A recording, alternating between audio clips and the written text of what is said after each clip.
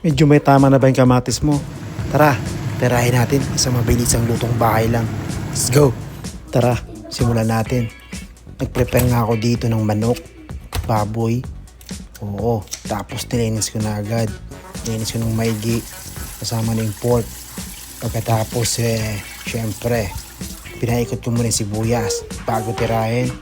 Pagkatapos gulay, mayroon din akong ditong bawang. Pagkainit ng mantika sinalang ko na agad. Oo, yung bawang hanggang mamula-mula. Tapos sibuyas. Pagkatapos yung kamatis kung may tama na. Oo, malapit-lapit na yan pero pwede pa yan. Akong bahala. Tara, sundan niyo ako.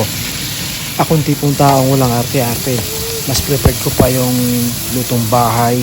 Oo, mga lutong mabilisang nagagawa ng paraan.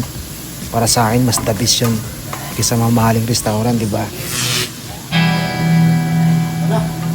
Pagkatapos kong igisa yung kamatis kung medyo may tama na dyan, sinunod ko yung karne ng baboy tsaka manok dyan.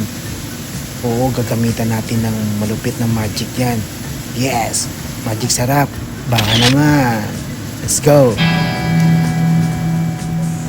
Pagkatapos nga dyan, nahalo-halo ko na para mabalanso yung mamula-mula ang karne niya. Pagkatapos, sinunod ko na yung bagoong balayan. Anchovy sauce. Baka naman. Let's go.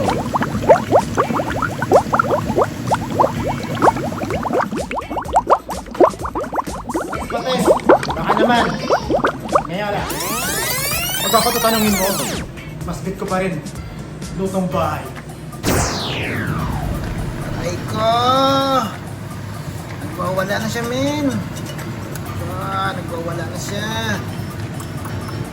Ano naman? Pagkatapos nga dyan, tinikman ko na. Napailing-iling ako sa sarap. Grabe naman talaga.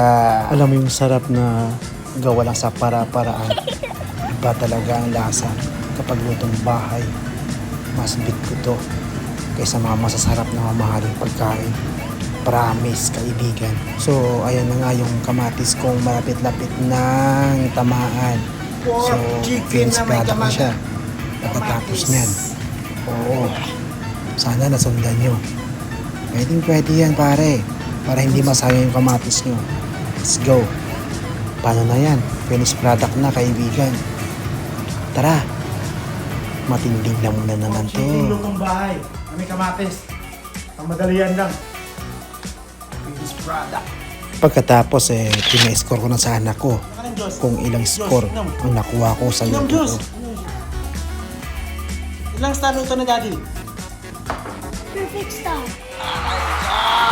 Alay na. Sabihan nga, yung mga bata hindi marunong magsinungaling.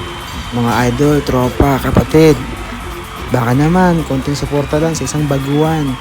Paalam na kami ha. Salamat. Love you.